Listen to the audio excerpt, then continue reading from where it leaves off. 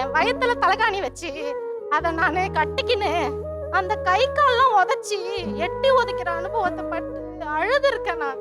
ஓப்பனா சொல்லலாம், செக்ஸை தாண்டி என்ன இருக்கு? எந்த எமோஷனும் ஷேர் பண்ணல. அதுக்குள்ள பாத்தீங்கன்னா அவங்க அம்மா வீட்டுக்கு போயிடுவாங்க. 3 மாசத்துக்கு அப்புறம் அங்க போயிட்டு இருந்துட்டு வந்துட்டு வரும்போது பாத்தீங்கன்னா 2 பேருக்குள்ள ஒண்ணுமே இருக்காது. ஓ, நீங்க அவங்களுக்கு அட்வைஸ் பண்றீங்க. எத்தனை பேருக்கு புரியும்னு தெரியல சார். மந்த்லி அந்த பிரெக்னன்சி கிட் எடுத்து செக் பண்றப்ப வீடியோலாம் எடுத்துட்டு போவேன் சார். ஃபோன் எல்லாம் எடுத்துட்டு போயிருவேன். அது டபுள் காட்டும். அது ஒரு வீடியோ எடுக்கலாம் அப்படின்னு எடுத்துட்டு போவேன் சார். ஆனா இருக்காது. அப்ப அந்த ஃபீலிங் இருக்குல்ல, அது எத்தனை பேர் இங்க அத ஃபீல் பண்ணியிருக்காங்கன்னு எனக்கு தெரியல சார். சொல்லுங்க.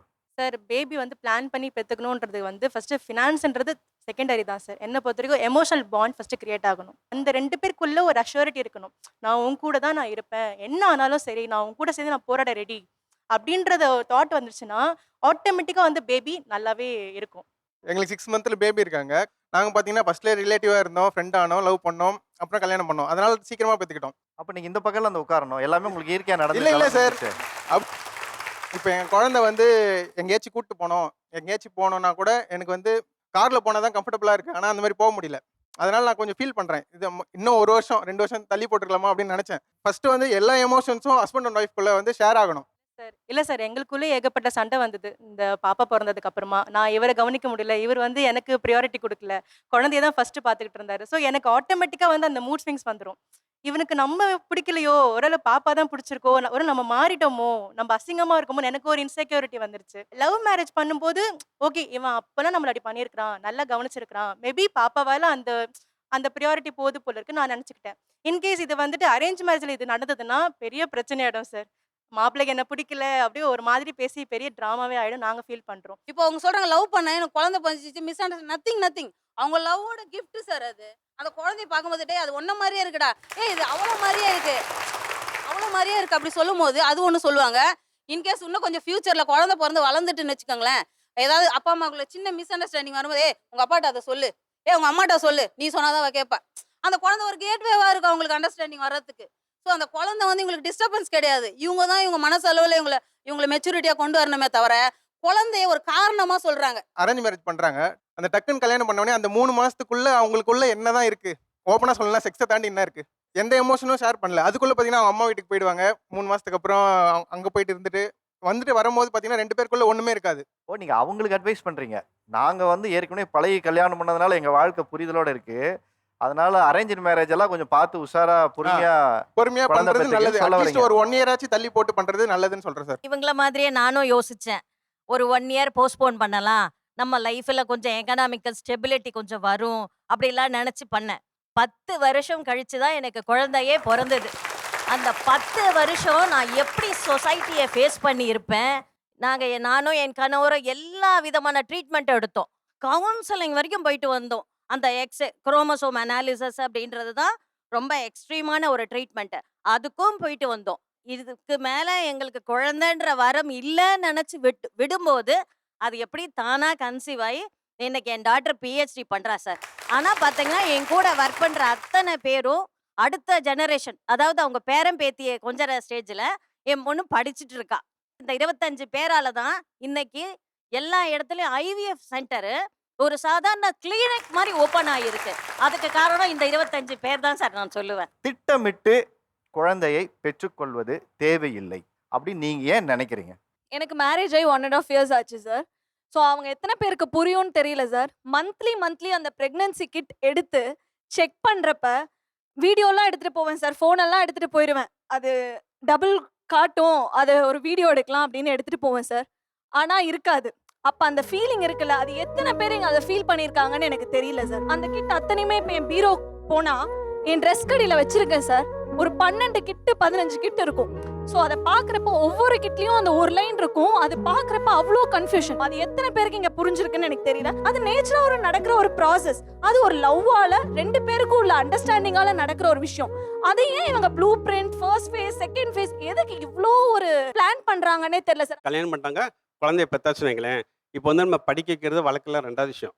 ஒருவேளை குழந்தை பிறந்து 1 வருஷமோ 2 வருஷத்துலையோ அவங்களுக்கு புரிதல் இல்லைன்னு வச்சுக்கோங்களேன், அவங்க வாழ்க்கை ஃபுல்லாக நரகமாக தான் இருக்கும். குழந்தைக்காகவே விலக முடியாமல் இருப்பாங்க. ஒருவேளை குழந்தை இருக்கிறனால பரவாயில்ல வந்து பிரிஞ்சு போகிறேன்னு வரான்னு வச்சுக்கோங்களேன், அவங்க வந்து கடைசி சிங்கிள் பேரண்டாக இருக்கணும். இப்போ கடைசி பாதிக்கப்பட குழந்தை தான் பாதிக்கப்படும், பேரண்ட்ஸ் பாதிக்கப்பட மாட்டாங்க. கல்யாணம் ஆகி 9 வருஷம் ஆகுது. 9 வருஷமா எனக்கு குழந்தை இல்ல. இப்ப வரைக்குமே இல்ல. கன்சீவா இல்லன்னு சொல்லி ரொம்ப மனவேதனை பட்டிருக்கேன். என்னை அதிகமா நோகடிச்சிருக்காங்க. மலடின்லாம் சொல்லியிருக்காங்க. அந்த வலியெல்லாம் நான் ரொம்ப அனுபவிச்சிருக்கேன்.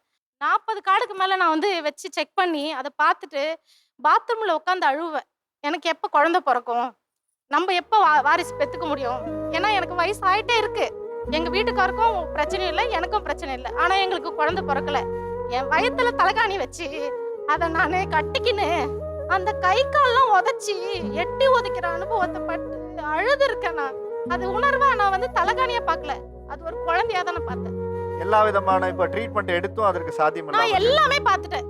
ஃபுல் செக்அப் பண்ணிட்டேன். எதுவுமே ப்ராப்ளம் இல்ல, உனக்கு பொறக்கும்னு சொல்லிட்டாங்க. ஆனா எனக்கு ஒரு ஆசை இருக்கும்ல, கன்சீவ் ஆகணும், இந்த வயித்த சாட்சின்னு நடக்கணும், நடந்து போகணும், அந்த குழந்தை எட்டி உதைக்கணும், அதை பெத்துக்கும் போது பக்கத்துல வந்து அப்படி திரும்பி பார்க்கணும். அந்த வலியோட அந்த குழந்தைய பார்க்கும் போது அவ்வளோ சந்தோஷமா இருக்கும். அதுதான் நான் சந்தோஷமா ஏத்துக்கிறேன். 100,000 நகை மாட்டின்னு போனாலும் உனக்கு குழந்தை இருக்கான்னு தான் ஃபர்ஸ்ட் வார்த்தை கேட்பாங்க. நீங்க என்ன ட்ரீட்மெண்ட் பண்ணாலும் பொறக்காதுன்னு சொல்லிட்டீங்கன்னா என்ன பண்ண போறீங்க? சொசைட்டி வந்து என்ன வேணாலும் சொல்லும், உங்களை என்ன வேணாலும் தாக்குவாங்க. நீங்க மலடின்னு வாங்க, உங்களுக்கு வந்துட்டு பிளானிங் சரியில்லைன்னு வாங்க, நீங்க மேரேஜ் பண்ணது வேஸ்ட்னு வாங்க. ஆனா நம்மளுடைய லைஃப்ல வந்துட்டு நம்ம தான் வந்து ஸ்கிரிப்ட் எழுதணும். சார் ஆக்சுவலி எல்லாரும் இதை ரொம்ப எமோஷ்னலாக பேசுகிறாங்க. நான் உங்களை அக்யூஸ் பண்ண விரும்பலை. உங்களே அறியாமல் உங்கள் மேலே ஒரு ஒரு அழுத்தம் வந்து திணிக்கப்படுது இந்த சமுதாயத்தில் ஊடகங்கள் மூலமாக. இதெல்லாம் இருந்தால் தான் நான் ஒரு நல்ல பேரண்ட், ஃபினான்ஷியலாக நான் ஸ்டேபிளாக இருந்தால் தான் நான் ஒரு நல்ல அம்மா அப்பா, நான் ஃபிசிக்கலாக இருந்தால் மட்டும்தான் என் குழந்தைய வளர்க்க முடியும் அப்படிங்கிற மாதிரி நிறைய வர்த்தக ரீதியாக வந்து இதை இன்னைக்கு மாற்றிட்டு இருக்கிறாங்க. மெட்டர்னிட்டியாக இருக்கட்டும், பேரண்டிங்காக இருக்கட்டும், ரெண்டுமே இன்னைக்கு வந்து மிகப்பெரிய மார்க்கெட்டாக மாறிடுச்சு. ரொம்ப காஸ்ட்லி ஆயிடுச்சு. ப்ரெக்னன்சிங்கிறது ஜிஹெச்சுக்கு போனாலும் பார்க்கலாம், ப்ரைவேட்டுக்கு போனாலும் பார்க்கலாம். ஆனால் ப்ரைவேட்டில் தான் நான் போய் பெற்றுக்கணும் அப்படிங்கிற மாதிரி ஒரு மென்டாலிட்டியை செட் பண்ணிட்டாங்க. இப்போ வந்து அவங்களுக்கு பிளானிங் பிரச்சனை இல்லை, எங்க குழந்தை இல்லாம போயிருமோங்கிற ஒரு பயம்தான் பிரச்சனையே ஒழிய, சமூகம் வந்து உங்களை இந்த சமூகம் உங்களை எப்படி கணக்கிடுதுன்னா, உங்களுக்கு குழந்தை இருக்கா, கல்யாணம் ஆயிடுச்சா, அப்படி இல்லைன்னா இன்கம்ப்ளீட்டா பாக்குறாங்க. அதுவே தப்புன்னு நான் சொல்றேன். ஒரு குழந்தையோட நீங்க இருந்தாலும் சந்தோஷம் தான், இவங்க படிச்சு டாக்டரா இருந்தாலும் எனக்கு சந்தோஷம் தான். நீங்க ஏன் உங்க அம்மா அப்பா சொல்றத யோசிக்கிறீங்க, இல்ல அவங்க மாமனார் மாமியார் சொல்றத யோசிக்கிறீங்க, ஃப்ரெண்ட்ஸ் அண்ட் ரிலேட்டிவ் சொல்றத யோசிக்கிறீங்க, நீங்க சொல்றீங்க. இது தனிநபர் விருப்பம் கிடையாது சார். நம்ம இந்த மேடைக்கு பேசுறதுக்கு நிறைய விஷயங்கள் நல்லா இருக்கும். ஆனா நீங்க யதார்த்த வாழ்க்கை என்னவா இருக்குன்னா, காலையில எந்திரிச்சு அவங்க மூஞ்சில தான் முழிக்க வேண்டியது இருக்கு, காலையில இருந்து தன் ஹஸ்பண்டோட அம்மா கிட்ட பேச வேண்டியது இருக்கு, நாத்தனார்கிட்ட பேச இல்ல வேண்டியது அதான் இருக்கு. சார், இது தனிநபர் விருப்பம் இல்ல. இப்ப நீங்க காலங்காலமா ஒரு மனிதரை எப்படி நீங்க கணக்கிட்டு செய்வீங்கன்னா, அவங்களுக்கு குழந்தை இருக்கா, கல்யாணம் இருக்கா, அவங்களுக்கு குழந்தை இல்லாம சமூகம் அவங்களை இது பண்ணிச்சுல, அது தப்பு. நான் சொசைட்டிக்காக குழந்தை கேட்கலையே, நான் எங்களுக்காக, அதாவது அதுதாங்க எனக்காக என் இந்த ஹஸ்பண்டுக்காக குழந்தை ஆணாதிக்க கேட்கிறேன். சமூகம் பெண்களுக்கு உச்சகட்டமான ஒரு நிலை குழந்தை பெறுவதுதான் அப்படின்னு சொல்றது அவங்க சொன்ன இந்த அதே ஆணாதிக்க மலடின்னு- சமூகத்தோட வெற்றி. நீ ஏமா டாக்டர் ஆகல, நீ ஏமா கலெக்டர் ஆகல அப்படின்னு யாராவது கேட்பாங்களா? ஆனா ஆண்கிட்ட கேட்பாங்க, நீ ஏமா இவ்வளவு சம்பாதிக்கணும்னு ஆண்கிட்ட கேட்பாங்க. ஆனா ஒரு பெண்ணுகிட்ட இந்த சமூகம் ஒரே கேள்விதான் கேட்கும், உனக்கு குழந்தை இருக்கா. இந்த பிளானிங் பண்ணாதனால யாருக்கு சார் அநீதி? பெண்களுக்கு தான் சார் அநீதி. எத்தனை பேரு அவங்களோட கனவுகளை, அவங்களோட லட்சியங்களை விட்டுட்டு வெறும் கிச்சன்ல இருக்காங்க சார். இதுக்கெல்லாம் என்ன சார் காரணம்? பிளானிங் இல்லாதான் காரணம். நீ உட்காந்து ஒரு நிமிஷம், இவங்க சொன்னாங்கல்ல 18 வயசுல எனக்கு அப்பா கல்யாணம் பண்ணி வச்சாரு, அவங்க பொண்ணை 18 வயசுல கல்யாணம் பண்ணி வைப்பாங்களா? 16 வயசுல 17 வயசுல கல்யாணம் பண்ணாலும் குழந்தை பெக்கிறதுக்கு நிறைய பாசிபிலிட்டி இருக்கு. ஆனா சட்டம் என்ன சொல்லுது? சட்டம் 18 வயசு 21 வயசுக்கு மேலதான் நீ கல்யாணம் பண்ணணும்னு சொல்லுது. ஏன்னா இந்த சமூகம் குழந்தைய பெத்துக்கிறத மட்டும்தான் பாக்குதே ஒழிய அவங்களுடைய கனவுகளை, அவங்களோட லட்சியம் என்ன எதையுமே பார்க்காது. அதை தான் நம்ம பார்க்கணும்னு சொல்றோம்.